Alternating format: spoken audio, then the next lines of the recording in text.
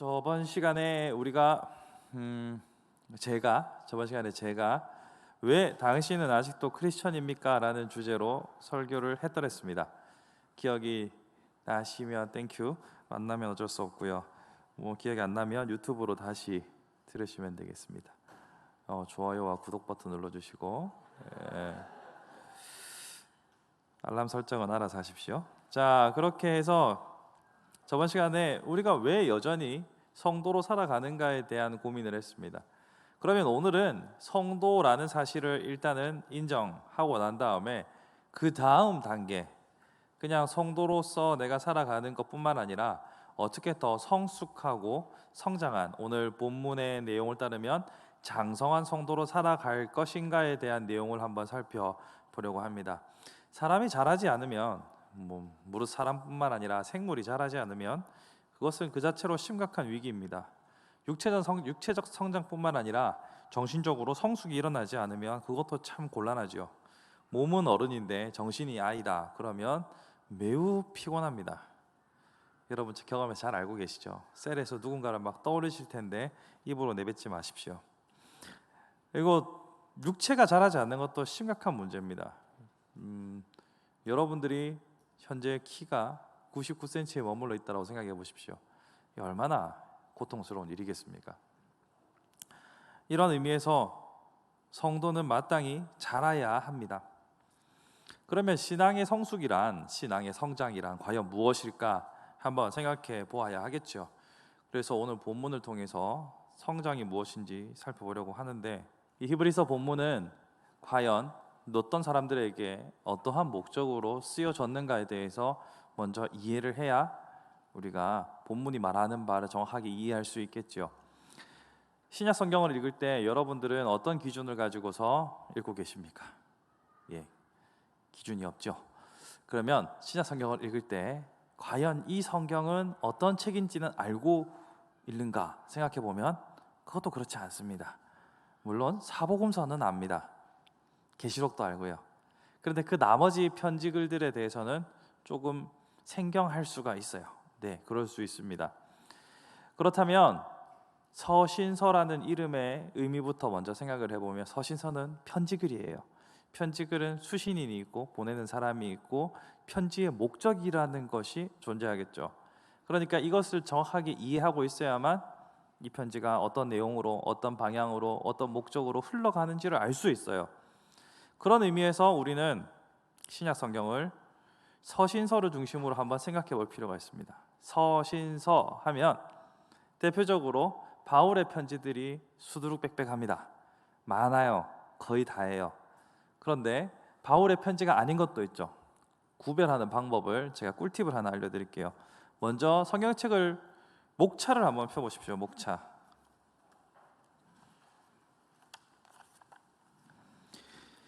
목차를 보시면요, 오늘 우리가 읽었던 히브리서 있죠.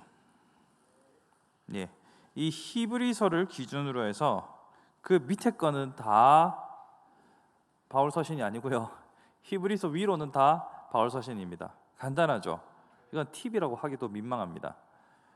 그렇게 하시면 돼요. 근데 히브리서는 바울의 서신이라고 하는 사람도 있고 아니라는 사람도 있어요.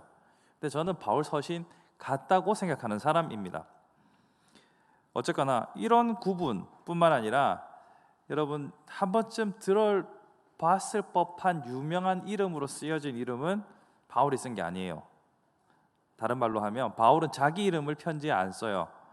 로마서, 그다음에 에베소서, 빌립보서 이런 편지들 보면 지역명이거든요.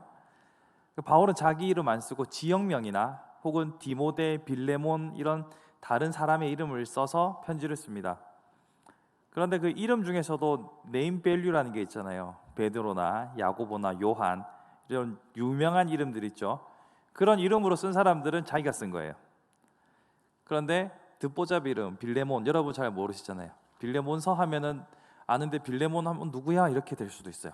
디모데, 디도 이런 이름들은 이제 네임 밸류가 좀 떨어지잖아요. 이런 이름으로 썼거나 지역명이면 바울의 편지, 좀 유명한 네임드가 썼다 이렇게 하면 그 사람 편지, 이렇게 이해하시면 돼요. 간단하죠.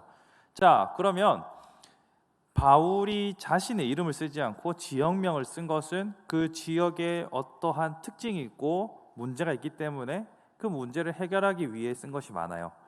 사람 이름이 쓴 것이면 그 사람을 중심으로 어떤 내용을 기술하는 거겠죠. 자, 그러면 히브리서는 바울의 거다 아니다라는 논란을 저는 일단은 바울의 거라고 쳤으니까 바울이 썼다 치면 이 히브리서라는 수신하는 대상이 누굴까? 이 편지를 받는 사람이 누굴까에 대해서 좀 생각을 해볼 필요가 있어요. 근데 여기서 잠깐 의문이 드는 건 다른 편지들은 지역명이에요. 근데 히브리는 지역명인가요? 아니겠죠. 아니니까 물어보겠죠. 히브리인이라고 하면 지역이 아니라 민족을 말하는 거죠. 지칭하는 거죠. 그리고 특별히 이 시대에 히브리인이라고 한다는 것은 흩어져 있던 이스라엘 백성들. 그러니까 이스라엘 백성들은 세계 각지로 많이 흩어져 살았어요. 옛날부터. 왜냐하면 다른 나라들이 하도 짓밟으니까 이민 간 사람들이 많아가지고 지중해 주변에 흩어져 사는 사람들이 많았어요. 그 사람들을 히브리인이라고 부릅니다.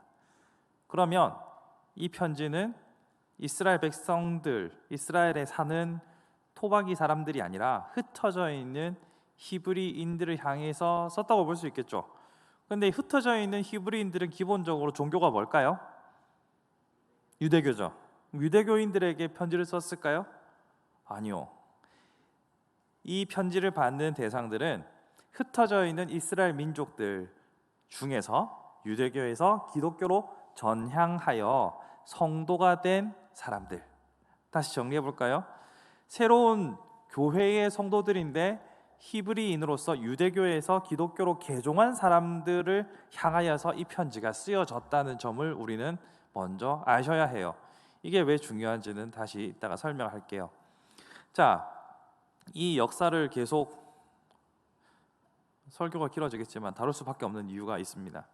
자, 그러면 이 대상들은 로마에 살아가고 있는 기독교로 개종한 유태인들이라고 보시면 돼요. 그들을 향해서 편지를 썼는데 그들이 가지고 있는 고질적인 문제점이 있었어요. 그러니까 이 히브리인들, 유대교에서 기독교로 전향한 사람들이 가지고 있는 고질적인 문제가 있었는데 그게 뭐냐면 율법의 습관들을 완전히 버리지 못했다는 거죠. 사람이 어느 날 갑자기 하루아침에 바뀌면 죽는다고 하죠. 안 하던 거 갑자기 하려면 힘들어요. 이 사람들도 율법이 몸에 배어 있어가지고 이 율법이 이제는 더 이상 우리에게 효력이 없다는 것을 머리로는 알지만 이렇게 몸은 익숙하지 않을 수가 있어요. 어릴 적부터 선지국을 안 먹던 사람이 선지국을 먹으려고 하면 그거 되게 좀 껄쩍지근합니다. 그게 피를 굳혀서 만든 거라는 걸 알면 더 먹기 싫어요. 그리고 여러분들은 안 먹던 고기들을 먹으려고 하면 되게 비리다는 느낌을 받을 수도 있어요. 어쨌든 이 사람들은 어릴 적부터 몸에 익숙해 왔던 율법들을 버리기에는 뭔가 껄쩍지근한 거예요. 어릴 적부터 모태신앙했던 분들 우리 함께하는 교회 와가지고 주일날 자유로운 삶을 허락받았을 때 맨 처음 느끼는 어색함들 이런 게 있어요. 내가 지금 돈을 써도 되나? 아마 이런 이상한 느낌들을 느낄 수도 있어요. 그런 느낌들을 생각해 보면 그 사람들은 정말로 고민이 많이 됐을 거예요. 그러다 보니까 조금만 틈이 생기면 다시 율법으로 회귀하는 모습들을 보게 돼요.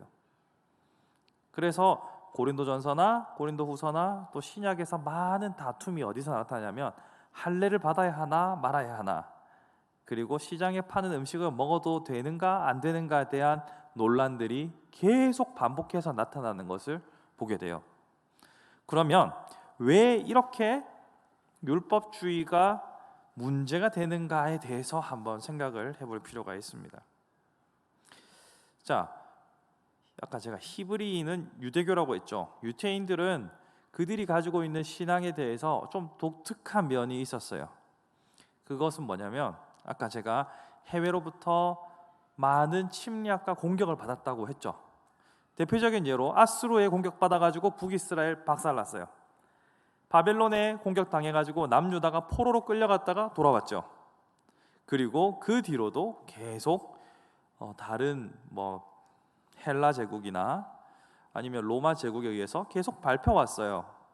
그런 역사를 통해서 이스라엘 민족들이 깨달은 것은, 여러분 지금 역대기 큐티하고 계시잖아요.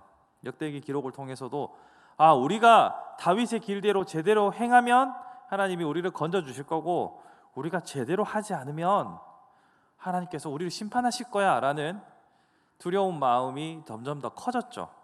그래서 이 열렬한 애국주의자들이 우리가 하나님께로 돌아가자, 하나님 말씀을 더욱더 엄밀하고 철저하게 지켜나가자, 그래야만 우리의 시온 예루살렘이 회복될 수 있다라는 시오니즘이 강하게 자리 잡습니다.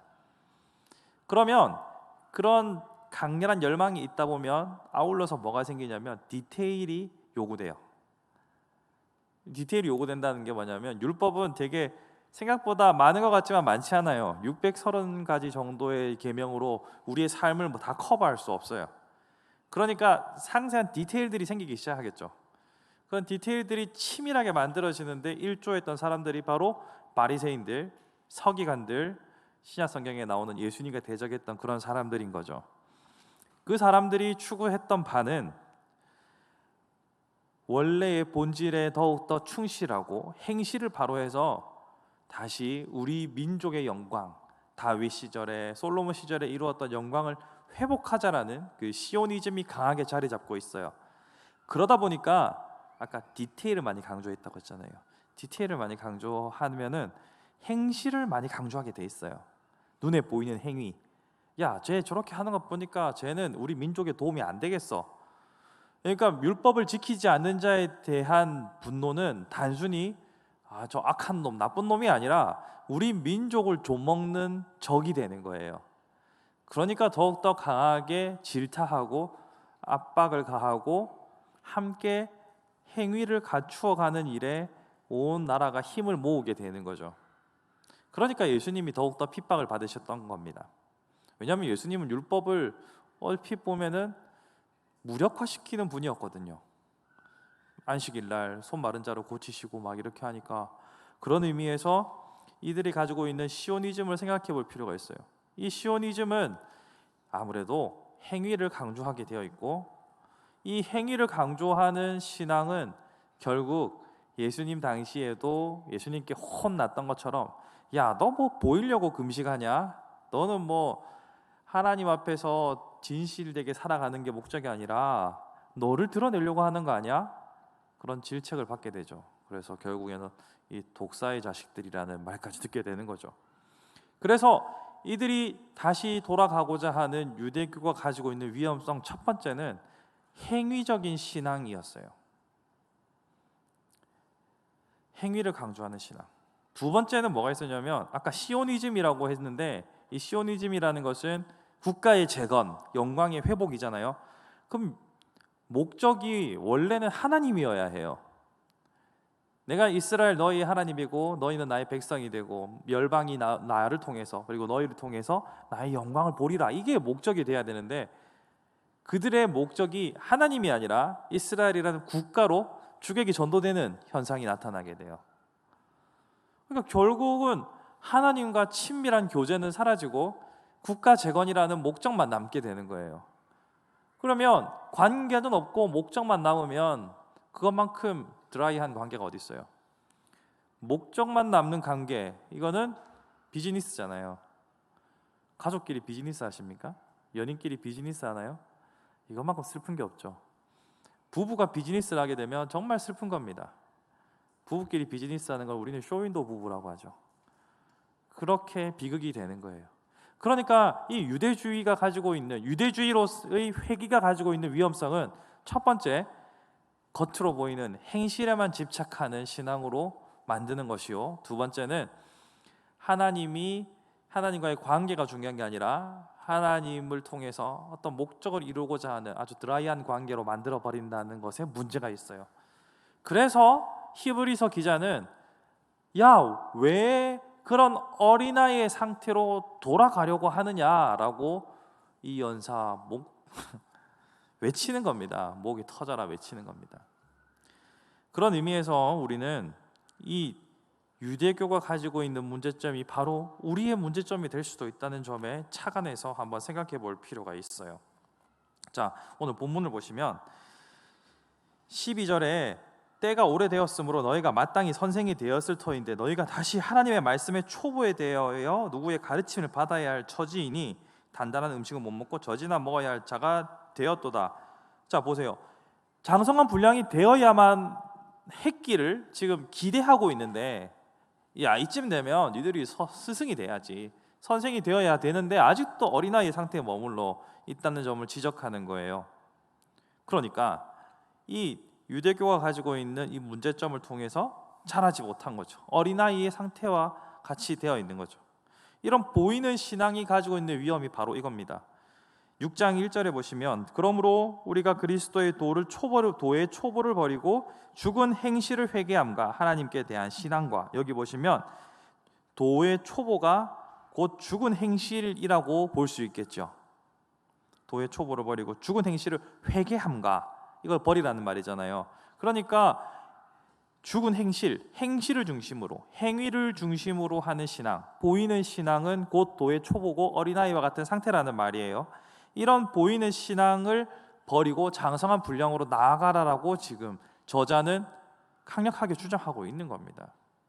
그러면 이렇게 보이는 행위를 강조하는 신앙이 가지고 있는 위험성을 다시 한번 생각해 볼게요. 다시 정리해 볼까요? 유대교적인, 그러니까 행위가 어떤 외식이 강조된 유대교 신앙이 가지고 있는 두 가지 위험성이 행위를 강조하는 것이고 주객이 전도되는 거라고 했잖아요. 그러면 행위를 중시하는 신앙, 우리 가운데도 많아요. 신앙생활을 제대로 하려면 뭘 해야 되고 뭐 해야 되고 뭐 해야 되고 뭐 해야 되고 제가 일일이 말하지는 않겠습니다. 여러분 안에 어떤 스탠다드가 있잖아요.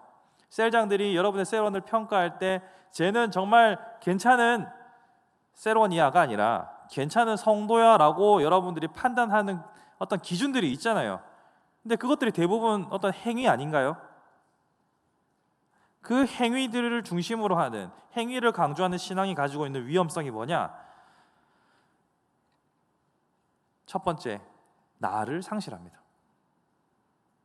내가 끊임없이 누군가에게 비춰지는 나의 모습을 고민하면 나중에는 내가 상실돼요. 타인이 요구하는 내가 되어 있지 내가 원하는 내가 되지 못합니다. 그런 의미에서 여러분들은 보이는 신앙, 보이기 위한 신앙에 대해서 철저하게 주의를 기울이셔야 합니다. 내가 상실되면 어떡합니까? 내가 있어야지. 여러분, 누구에게 보이기 위해서 신앙생활 하지 마십시오. 누군가의 인정을 얻기 위해서 무언가 열심을 내지 마십시오. 만약 그것이 하나님 보시기에 선하다 하더라도 다른 사람에게 칭찬으로, 다른 사람에게 이미 영광을 다 받았다면 하나님께서는 오케이, 끝. 내가 너 나 상 받았잖아, 끝이에요. 또한 자꾸 남의 눈에 비치는 나 자신을만 계속 고민하다 보면 나중에는 허무함이 밀려옵니다. 나는 뭔가, 나는 어떠한 사람인가, 주체를 상실합니다. 그렇기 때문에 타인의 시선에 보이는 신앙에 대해서 주의하셔야 합니다. 두 번째는, 첫 번째가 주체를 상실한다고 했어요. 두 번째는 주인을 상실합니다. 하나님을 상실하는 거예요. 왜냐하면 누군가에게 계속 나를 보이기 위해서 살아가다 보면 나와 하나님과의 관계가 중요한 게 아니라 다른 사람과 나와의 관계가 중요해지는 거예요. 그렇게 하다 보면 주인을 상실합니다. 여러분의 삶은 하나님의 것입니다. 하나님께서 여러분의 삶의 주인 되어주시고 하나님께서 여러분의 삶을 책임지시고 하나님과의 관계 속에서 우리는 모든 것들을 공급받으며 살아가야 합니다. 하지만 타인에게 보이는 신앙으로 살아가면 주체, 나를 상실할 뿐만 아니라 주인을 상실하게 됩니다. 무슨 소용이 있습니까, 그것이?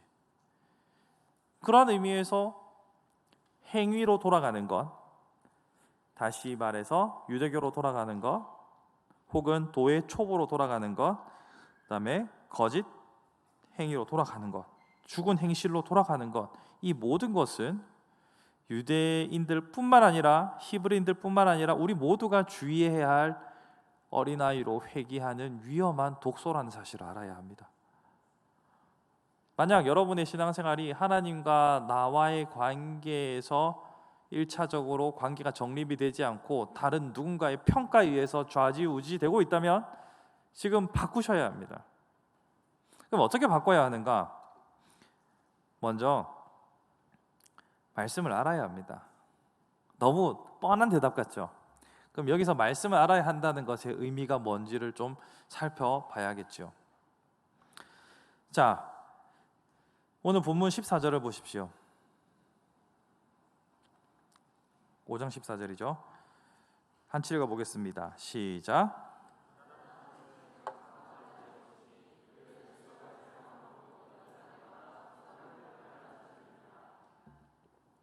여기서 말씀을 지각을 사용함으로 연단을 받았다라고 나와 있죠.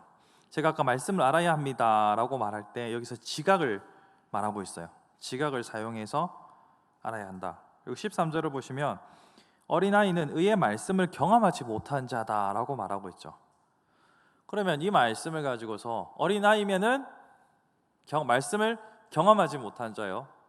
성숙한 자라면 지각을 통하여 선악을 분별하는 자가 되었다. 명확하게 말씀을 아느냐 모르느냐, 다른 말로 하면 말씀을 경험하였느냐 경험하지 못하였느냐가 성숙의 척도를 좌우한다고 볼 수 있습니다. 그러면 어떻게 해서 말씀을 아는가? 본문의 내용을 따지고 들어가 보면요, 13절에서는 경험이라고 했죠. 14절은 지각이라고 했는데 여기서 지각은 우리가 말하는 어떤 지적인 학습 능력을 말한다고 생각할 수 있어요. 하지만 여기서 말하는 지각의 의미는 우리가 생각하는 그런 학습적인 능력 혹은 가방끈으로 결정되는 게 아닙니다. 이 원어의 의미는 아이스테테리온이라는 말인데 이 말의 의미는 경험적 지식을 말해요. 조금 더 복잡하게 한번 들어가 볼게요. 뭐 어렵게 하나 쉽게 하나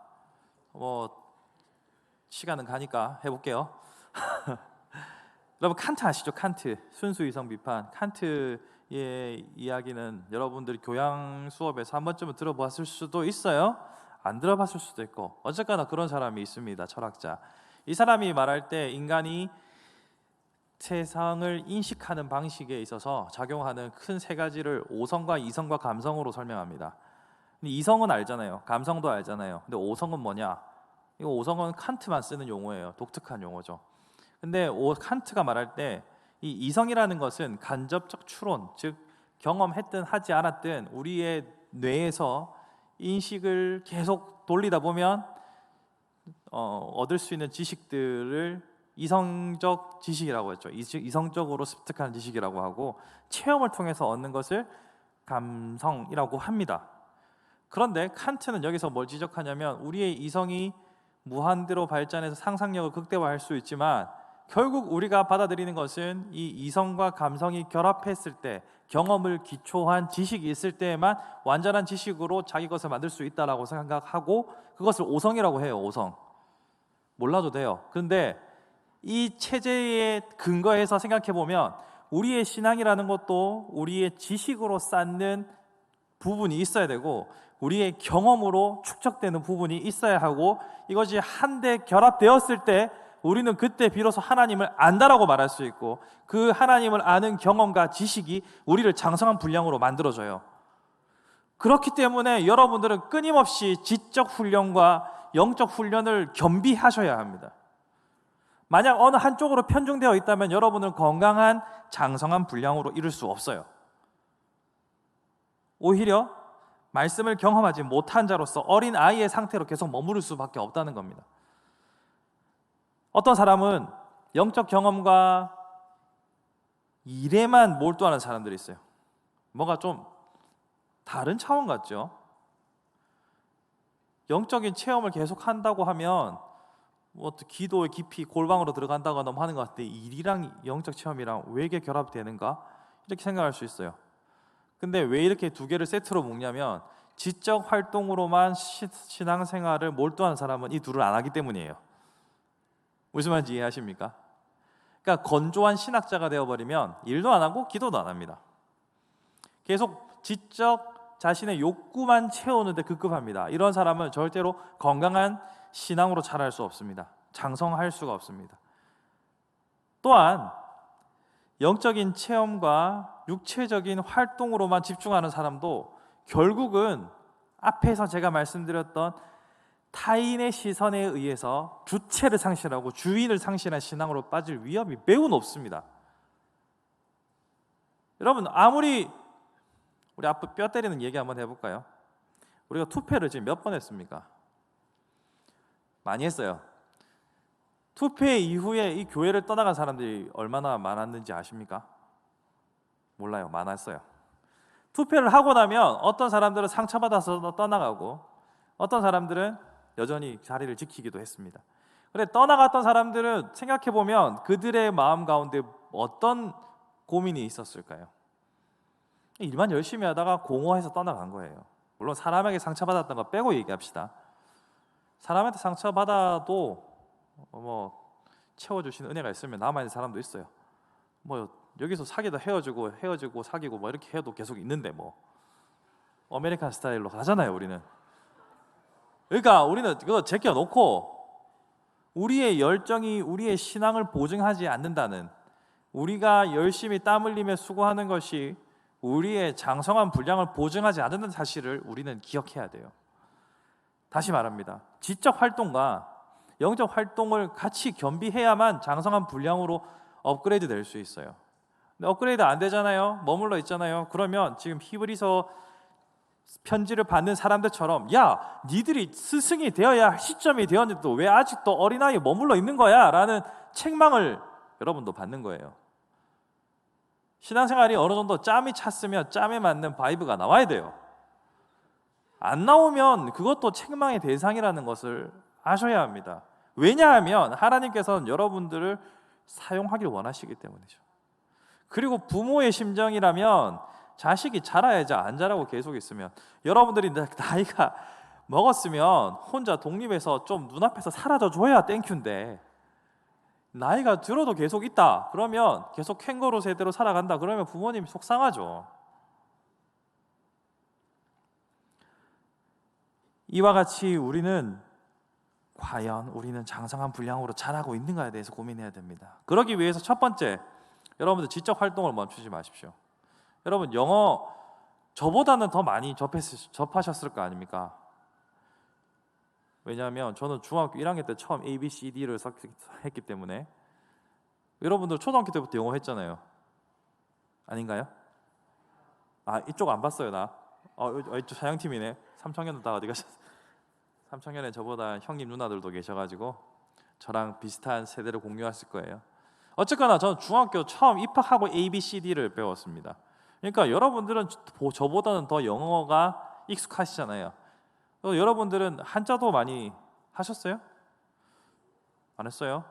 저도 교육 과정에서 수능으로 바뀌면서 한자 시간에 언어 영역 그 문제집을 풀었거든요. 그래서 한자 잘 몰라요.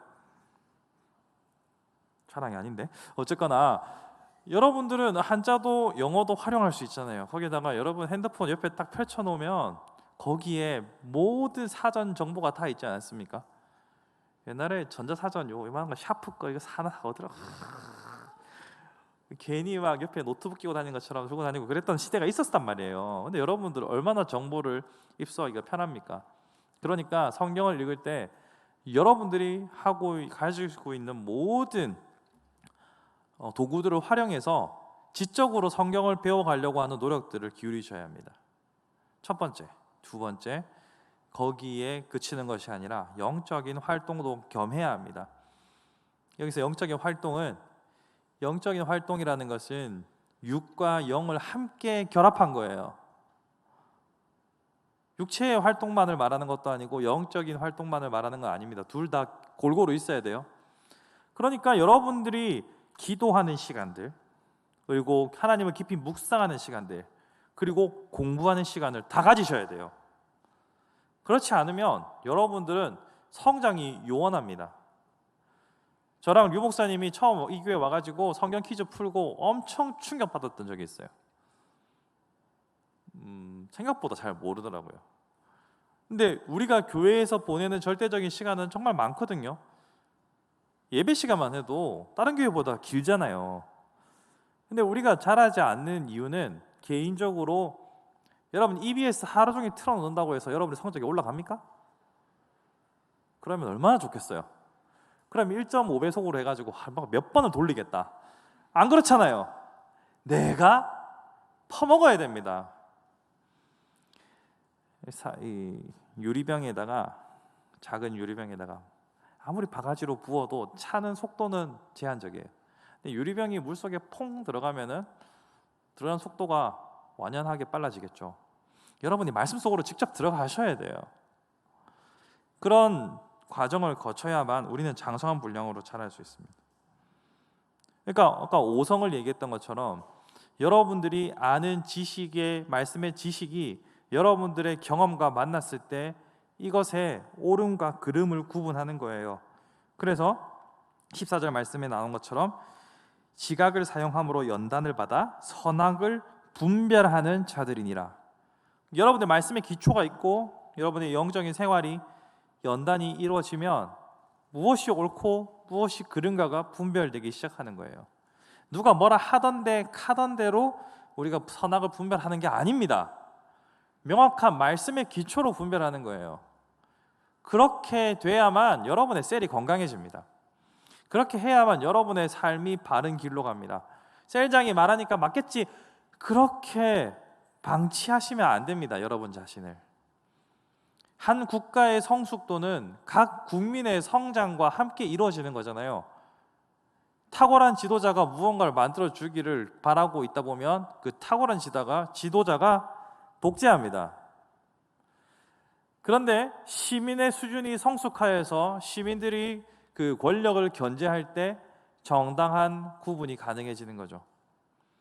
건강한 성장이 가능해집니다. 이것이 대표적인 예가 바로 요한계시록에 나옵니다. 자, 성경책 한번 넘겨볼게요. 요한계시록 2장.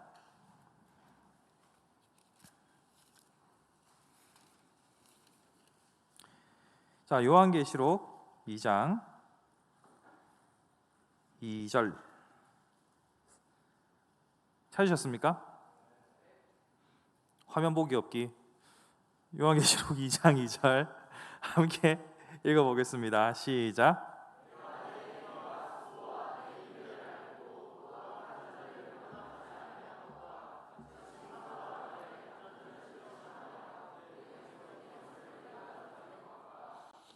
자, 시간을 빠르게 하기 위해서 빨리 말할게요. 알아서 들으세요. 제가 신약 성경에는 다 편지글이라고 했잖아요. 편지글 중에서 앞에 지역명 아니면 듣보잡이 이름 있으면 바울 거, 네임드 있으면 그 사람 거라고 했잖아요. 요한계시록도 편지입니다. 여러분은 예언서로 알고 있겠지만 기본적으로는 편지예요. 요한계시록의 앞에 요한이니까 네임드잖아요. 요한이 쓴 거예요. 그럼 요한이 편지면은 편지의 목적과 수신인이 있을 거 아니에요. 요한계시록의 수신인은 소아시아 7교회예요. 그 7교회 중에서 지금 에베소 교회 성도들한테 하는 메시지가 이거예요. 야, 잘했어. 뭘 잘했냐면 너희들이 자칭 사도라 하되 아닌 자들을 시험하여 그들의 거짓된 것을 네가 드러낸 것과 구분했다는 거 아닙니까? 말씀의 기초가 그들 안에 있으니까 그들이 스스로 거짓 사도로 구분했다는 거 아닙니까? 그때는 편지 말고는 아무런 정보로 전달할 수 있는 것이 없었는데 한 번도 본 적이 없는 사람이 와가지고 내가 사도야 라고 하면은 아니라고 검증할 수 있는 게 없잖아요. 사진기가 있어요. SNS가 있어요. 뭐가 있어요. 신분 조회할 수도 없고 자기가 사도라고 하면 그런가 보다 하는 거죠. 그런데 그런 사도를 어떻게 구분합니까? 그가 하는 말을 들어보니 우리가 알고 있는 말씀의 기초와 다르다.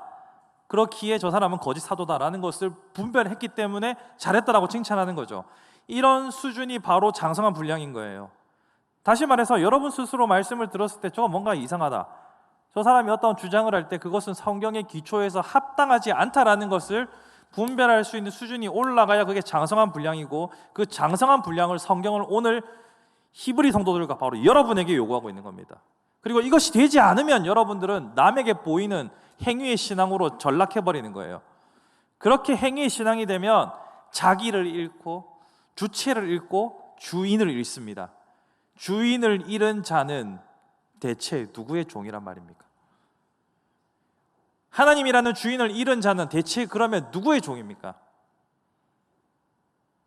사탄의 종입니까? 예. 아니요, 목사님, 저는 그냥 저 자신의 종인데요. 여러분이 죄인이라서 다시 사탄의 죄인입니다. 무한 반복. 주인을 상실하고 주체를 상실하면 우리는 소망이 없습니다.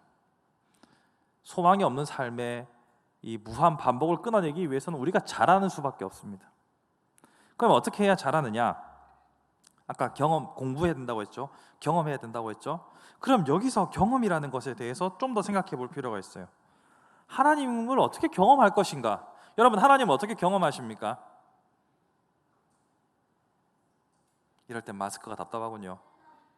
셀라이프를 통해서 하나님을 경험한다. 제가 했던 질문 속에 사실은 모순이 있습니다. 무슨 말이냐 하면, 하나님을 경험한다는 것은 존재론적으로 불가능한 일입니다. 우리는 육적인 존재고 하나님은 영적인 분이시고, 첫 번째 장애. 두 번째, 하나님은 거룩하신 분이고 우리는 거룩하고 싶어 하는 존재입니다. 완전히 거룩하다고 할 수 없습니다. 그러니까 구조적으로는 하나님을 경험하는 것이 불가한 것이 사실입니다. 하지만 우리는 하나님을 경험하며 살아갑니다. 왜죠? 은혜로. 성령님을 통해서 하나님께서 친히 우리를 만나 주시기로 하셨고, 은혜를 베풀어 주셨고, 아량을 베풀어 주셨기 때문에 우리는 하나님을 경험하게 되는 겁니다. 그러니까 셀라이프에서 하나님을 경험한다는 것은 하나님께서 그 셀라이프에 특별한 은혜를 베푸셨다는 얘기예요. 여러분이 예배를 통해서 은혜를 받았다는 것은 하나님께서 예배의 좌소에 좌정하사 여러분들에게 긍휼을 베풀어 주셨기 때문에 하나님을 경험하는 거예요. 여러분의 삶 가운데 하나님의 손길을 느낀다. 그거 하나님의 은혜입니다. 그럼 제가 무엇을 말하려고 하느냐? 하나님께서 은혜를 베풀어 준 이유가 뭐예요? 사랑하니까. 여러분을 사랑하니까 은혜를 베풀어 주는 거잖아요. 그러면 사랑을 받는 자로서 우리는 마땅히 무엇을 해야 합니까? 사랑해야죠. 사랑의 또 다른 표현이 뭔지 아십니까? 갈망입니다. 하나님을 갈망하셔야 합니다. 여러분, 일상에서 하나님의 존재를 망각하고 살아간다면 그건 사랑이라 하기 어렵습니다. 우리가 일상에서 얼마나 상대방 존재를 생각하느냐가 사랑의 척도로 여기잖아요. 여러분, 남자친구가 이틀째 연락이 한 통도 없어. 그러면 사랑이 인가요? 식었어? 외국인들은 또 그래 안 한다고 하더라고요. 한국의 특별한 유튜브에 보니까 한국 사람들만 가지고 있는 특징 이렇게 해서 외국인들이 나와서 막 얘기하더라고요. 절대 엉덩이에 핸드폰을 집어넣지 않는다. 소매치기 위험 때문에. 또 외국 사람들은 박수 치면서 웃지 않는다. 또 소파에 밑에 단에 우리 바닥에 앉아갖고 소파 등을 등받이로 쓰잖아요. 이런 거 한국 사람들만 하는 방식이다. 또 우리는 커피숍에 가서 테이블 위에 막 물건들이 얹어져 있으면 자리를 탐내지 외국 사람들은 물건을 탐낸다. 이런 거 보면서 뭐가 있냐면 한국 연인들은 너무 자주 연락한다. 이런 게 있더라고요. 그러니까 제가 지금 한 이틀, 3일 남자친구가 연락이 없으면 사랑이 식은 거네요. 이거는 이제 한국적인 문화의 범주에서만 통용되는 거라고 할 수 있겠죠. 어쨌거나 사랑은 표현하지 않으면 더 이상 사랑으로서의 가치를 상실합니다. 그렇죠. 일주일째 잠수 타던 남자가 그래도 나 너 사랑하는 거 알지? 이렇게 하면 죽일까 살릴까 이래야 되는 거 아니에요? 꺼져 이렇게 되는 거잖아요. 여러분, 하나님께서 여러분을 향하여서 사랑하기 때문에 하나님을 경험할 수 없는 우리가 하나님을 경험하는 존재로 바꿔주셨어요. 그러면 우리는 하나님을 사랑해야 합니다. 사랑의 다른 이름 뭐라고요? 갈망. 하나님을 갈망해야 합니다. 하나님을 갈망하는 사람은 하나님이 필요합니다. 필요하지 않은데 왜 갈망합니까? 여러분, 물이 필요하지 않은데 목이 왜 마를까요? 배가 고프지 않은데 음식이 왜 필요합니까? 인스타 사진 올리기 위해서 음식이 필요한가요? 하나님께 여러분의 마음을 쏟으셔야 합니다. 그래야만 여러분들이 하나님을 더욱더 경험할 수 있고 이 경험이 여러분을 자라게 합니다. 정리해 볼까요? 그러면 하나님의 말씀을 지식적으로 열심히 배워가야 하고 동시에 하나님을 경험하는 이 두 가지 지적, 이성적 활동과 감성적 활동을 통하여서 오성적으로 하나님을 체험하는 자들은 하나님께서 원하시는 장성한 분량으로 자라는 겁니다. 자라야만 비로소 여러분들은 하나님의 종으로 살아갈 수 있습니다. 안타깝게도 우리의 신앙생활은 자전거 타기와 같아서 페달이 멈춰지는 순간 관성으로 어느 정도 더 가겠지만 넘어집니다. 여러분이 동춘 서커스 가는 이상은 정지된 자전거로 두 발로 균형 잡고 서 있기 힘듭니다. 제가 자전거 12년을 타도 스탠딩 1분을 못 합니다. 여러분, 자전거 타는 것처럼 여러분들이 하나님 향한 갈망으로 페달링을 하지 않으면 여러분 넘어져요. 그러니까 늘 갈망하시면서 자라가셔서 하나님께서 원하시는 너희가 스승이 되어야 할진데 스승이 되어 주십시오. 여러분들에게 꼰대가 되라는 말이 아닙니다. 스승은 꼭 그런 것만이지 아니지 않습니까? 여러분의 삶으로 여러분들의 후배들에게, 저게 말하는 다음 세대에게 저 선배처럼 살면 되는 거구나 보여주셔야 하지 않겠습니까? 저도 여러분에게 그러한 사람이 되고 싶습니다. 강 목사님이 하는 것 보니까 도움이 되는구나. 보이기 위한 신앙이 아니라 그것이 하나님이 나를 부르신 소명이라면 그 부르심에 맞게 살아가기 위해서 저 나름대로는 애쓰고 노력하며 살아가고 있습니다. 여러분들도 그런 거룩한 소망으로 같이 물들어 갈 수 있기를 바랍니다.